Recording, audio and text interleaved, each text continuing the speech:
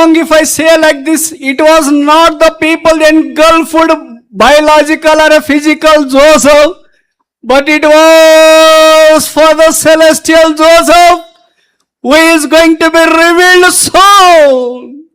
కాబట్టి ఈ మాట చెప్తే తప్పు కాదనుకుంటాను.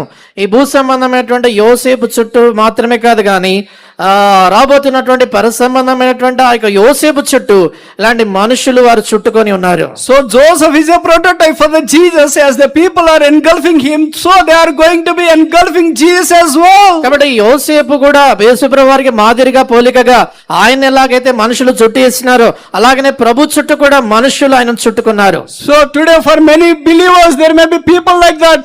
కాబట్టి ఈ దినాల్లో చాలా మంది విశ్వాసులు చుట్టూ ఇలాంటి మనుషులు ఉండొచ్చు. To frustrate the plans and the purpose of God. దేవుని సంకల్పాలు దేవుని ఆలోచనల్ని పాడు చేయడానికి కొరకాయి. But Joseph was right there in the plan of God. అయితే యోసేపు దేవుని యొక్క సంకల్పంలోనే తాను ఉన్నాడు.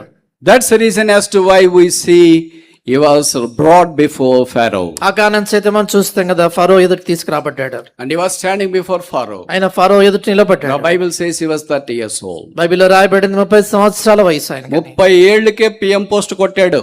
30 ఏళ్ళకే PM పోస్ట్. మనం చాలా ఏళ్ల నుండి గాంధీనగర్ ఇక్కడంతా తిరుగుతున్నాం.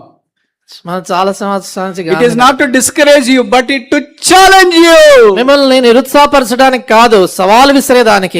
There was none with him. ఆయనతో కూడా ఎవరు లేరు. Parents are not there. తల్లిదండ్రులు లేరు. Siblings are not there. తోడుబుట్లు He was not then married. ఆయనకి పెళ్లి కాలేదు. And there were no friends around him. చుట్టూ స్నేహితులు లేరు. All alone, a single person. ఒంటరిగా ఒకే ఒక వ్యక్తి. In the pit he was alone. ఓ గోతిలో ఒంటరిగా ఉన్నాడు. In the Ishmaelites he was alone. ఇష్మాయిల్తో ఒంటరిగా ఉన్నాడు. In the Pharaoh's house he was alone. ఆ పొతిఫర్ ఇంట్లో ఒంటరిగా In ఉన్నాడు. the prison he was alone. చెరసాలలో ఒంటరిగా ఉన్నాడు. సింహం సింగిల్ గా వస్తుంది. హెబ్రోన్ లో సింహాలు ఉన్నాయా? గొర్రెల, చీమల, మందల మందలు, గుంపలు గుంపలు. So many times you feel that I am alone, brother, in the hostel. Nobody is there, brother. How can I do, brother?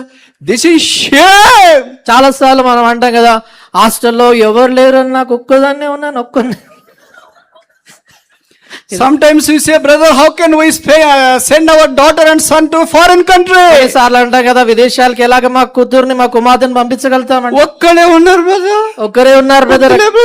ఒక్కడే బ్రదర్. ఇక్కడే ఉండండి లే బ్రదర్. చచ్చిపోతే ఏడుస్తారులే బ్రదర్.